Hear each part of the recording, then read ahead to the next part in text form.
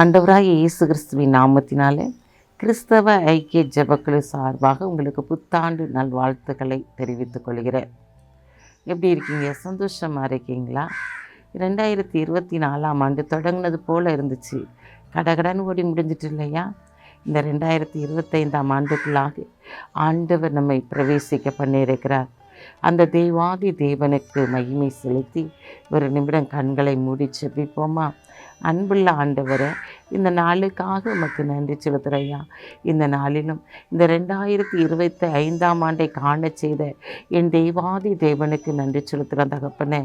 இந்த ஆண்டு எங்களுடைய வாழ்க்கையில் ஒரு செழிப்பின் ஆண்டாய், ஒரு ஆசீர்வாதத்தின் ஆண்டாய் நீர் வைத்திருக்கீங்கப்பா. அதற்காக உமக்கு நன்றி செலுத்துகிறேன் தகப்பனே. இந்த ஆண்டிலே நீர் எங்களுக்கு செய்ய வேண்டிய அனைத்து காரியங்களையும் நேர்த்தியாய் செயல்படுத்த போகிறதற்காக நன்றி செலுத்துகிறோம். அந்த 25ஆம் ஆண்டு உடைய கருத்தில் ஒப்பு கொடுக்கிறோம். ஒரு குறைஞ்சி எங்களை நிறைவாக்கி நடத்துங்க. இயேசுவின் நாமத்தில் ஜெபிக்கிற நல்ல பிதாவே, ஆமென். இந்த நாளில் கூட நம்முடைய வாழ்க்கையில் அநேக காரியங்களில் ஆண்டவர் நம்ம கூட இருந்து செயல்படுறதை நம்ம பார்த்துருக்குறோம் இல்லையா? இந்த நாளிலும் ஆண்டவர் நமக்கு இந்த வருடத்தில் தேவனுடைய பாதத்தில் அமர்ந்து ஜெபிக்கும்போது ஒரு அருமையான வாக்குத்தத்தத்தை கொடுத்தார். அதை வாசிக்கிறேன், கேளுங்க. எபிரேயர் 6ஆம் அதிகாரம் 14ஆம் வசனம். நிச்சயமாக நான் உன்னை ஆசீர்வதிக்கவே ஆசீர்வதித்து உன்னை பெருகவே பெருக பண்ணுவேன் என்றார். நிச்சயமாக நான் உன்னை ஆசீர்வதித்து உன்னை பெருகவே பெருக பண்ணுவேன் என்றார். இந்த ஆண்டு ஒரு பெருக்கத்தின் ஆசீர்வாதத்தை தேவன் கொடுக்க போகிறார். இந்த ஆண்டிலே அநேக பெருக்கங்களை நீங்கள் காண போகிறீங்க. உங்கள் பிள்ளைகளுடைய வாழ்க்கையில் ஒரு பெருக்கம், உங்களுடைய தொழிலிலே ஒரு பெருக்கம், ஊழியத்தின் பாதையில் ஒரு பெருக்கம், கைடிச்சிற பிரயாசத்தில் ஒரு பெருக்கம், இப்படி எல்லா காரியத்திலும் ஒரு பெருக்கத்தின் ஆசீர்வாதத்தை இந்த ஆண்டிலே தேவன் உங்களுக்கு கொடுப்பேன் என்று சொல்லி வாக்குத்தத்தம் பண்ணியிருக்கிறார். இந்த நாளில் பார்க்கிறோம், இது ஆபிரகாமுக்கு கொடுத்த வாக்குத்தத்தம். ஆபிரகாமை பார்த்து ஆண்டவர் சொல்கிறார், நான் அவனுக்கு குழந்தையை தருவேன்னு சொல்லிட்டு அவன் காத்திருக்கிறான். ஆனால் அந்த குற்றத்தின் கனி அவனுக்கு இன்னும் கிடைக்காத நேரத்தில் ஆண்டவர் அவனோடு கூட தரிசனம் ஆகிறதை பார்க்கும்போது ஆண்டவர் சொல்கிறாரு, நீ வெளியே வாப்பா அப்படின்னு சொல்லி கூப்பிட்டு, இந்த கடற்கரை மண்ணெல்லாம் என்ன முடியும்னா எண்ணிப்பார், அவ்வளவாய் உன் சந்ததியை பெருக பண்ணுவேன். வானத்து நட்சத்திரங்களை எண்ணிப்பார், அவ்வளவாய் உன் சந்ததியை நான் பெருக பண்ணுவேன் என்று சொல்லி ஆண்டவர் அங்கு வாக்குத்தத்தம் கொடுக்கிறதை பார்க்கிறோம். ஆம் பிரியமானவர்களே, இந்த நாளிலே உங்களுடைய வாழ்க்கையிலே கொடுத்திருந்த வாக்குத்தத்தங்கள் அனைத்து நிறைவேறுகிற ஆண்டாய் காணப்படுகிறது. அப்படிப்பட்ட ஆசீர்வாதத்தை தேவன் இந்த நாளிலே உங்களுடைய குடும்பத்திலே உங்களுடைய பிள்ளைகளுடைய வாழ்க்கையில செய்து ஒரு பெருக்கத்தை கொடுத்து உங்களை கனப்படுத்த போகிறார். நீ ஏன் கலங்குறீங்க? இந்த நாள் நீங்கள் செய்ய வேண்டிய காரியம் என்ன? அந்த நாளில் இஸ்ரவேல் ஜனங்களை மோசே வழிநடத்தி வரும்போது பார்க்குறோம்.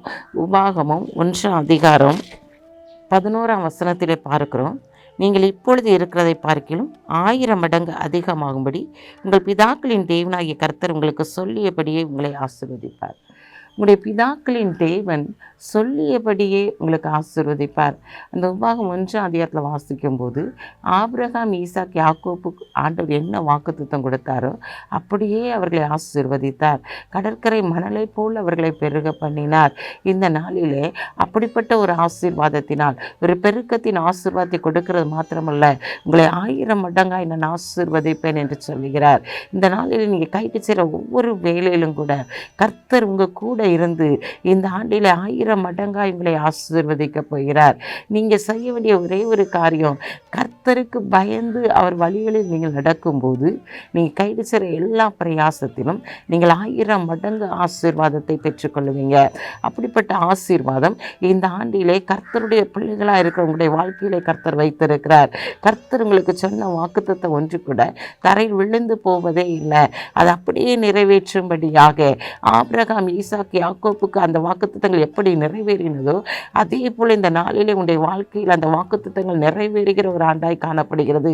இந்த நாட்களில் பார்க்கிறோம், சகரியா 9:12 நம்பிக்கையுடைய சிறைகளே அரணுக்கு திரும்புங்கள், ரெட்டிப்பான நன்மையை தருவேன், அது இன்றைக்கே தருவேன் என்று சொல்லி அங்கே அருமையான ஒரு வாக்குத்தத்தத்தை பார்க்கிறோம்.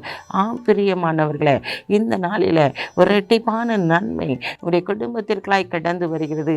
இந்த நாட்கள் அப்படிப்பட்ட ஒரு ஆசீர்வாதத்தின் கரம் உடைய குடும்பத்திற்காய் கடந்து வருகிறது. நீங்கள் செய்ய வேண்டிய ஒரே ஒரு காரியம், நம்பிக்கையோடு அவருடைய சிறைக்குள்ளாய் திரும்ப வேண்டும். நம்பிக்கையோடு அவருடைய பாதத்தில் நீ காத்திருக்க வேண்டும். உன்னை ஒப்பு கொடுக்க வேண்டும். இந்த நாளில் நீ அப்படி ஒப்பு கொடுத்து தேவனுடைய சமூகத்தில் மனம் திரும்பி நீ காத்திருக்கும் போது ஆண்டவர் இந்த நாளில் ரெட்டிப்பான நன்மையினால் உன்னை நினைச்சுக்கிறாராம். நிரப்ப போகிறது மாத்திரமல்ல, ரெட்டிப்பான நன்மையை தர அதை இன்றைக்கே தருவேன் என்று சொல்லி அங்கு வாக்குத்தத்தம் பண்ணுகிறதை பார்க்கிறோம். இந்த நாளிலே உன்னை ரெட்டிப்பான நன்மையினால் திருப்தி ஆக்குகிறவர் உன்னோடு கூட இருக்கிறபடியினால் நீ எதை குறித்தும் கலங்கணுங்கிற அவசியம் கிடையாது.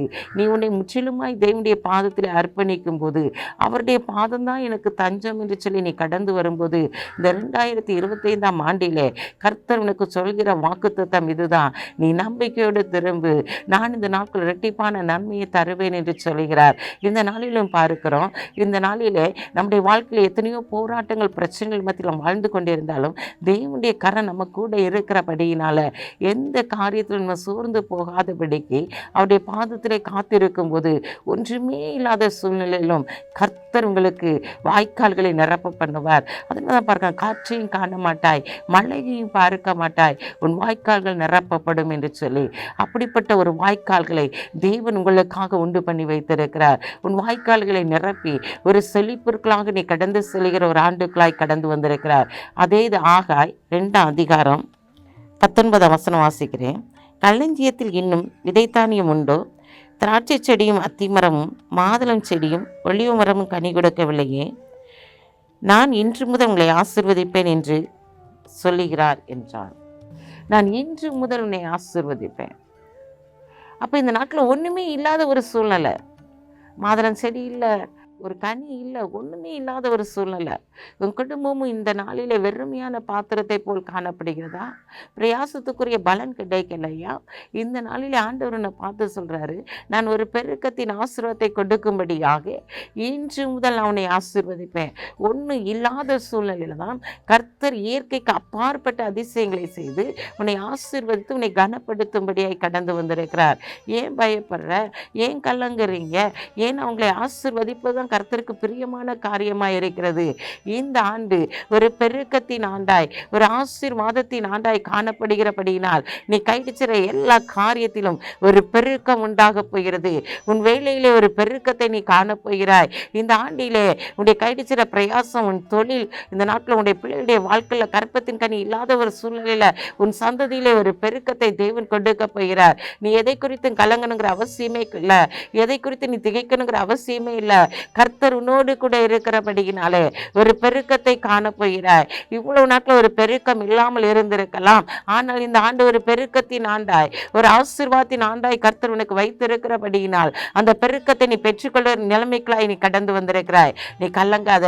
கர்த்தர் இந்த ஆண்டிலே எத்தனை விதமான கொள்ளை நோய்கள் உன்னை சுற்றி வளைத்து கொண்டாலும், எத்தனை பஞ்சங்கள் உன் குடும்பங்களிலே கடந்து வந்தாலும், உன் தேசத்திலே கடந்து வந்தாலும், எல்லா சிறையிருப்பையும் மாற்றி இந்த நாளிலே உன்னை பெருக்கத்தின் ஆசீர்வாதத்திற்காய் ஆண்டவர் பிரவேசிக்க பண்ணும்படியாய் கடந்து வந்திருக்கிறார். கண்களை மூடி ஜெபிப்போம். அன்புள்ள ஆண்டவரே, இந்த நாளுக்காக உமக்கு நன்றி செலுத்துறையா.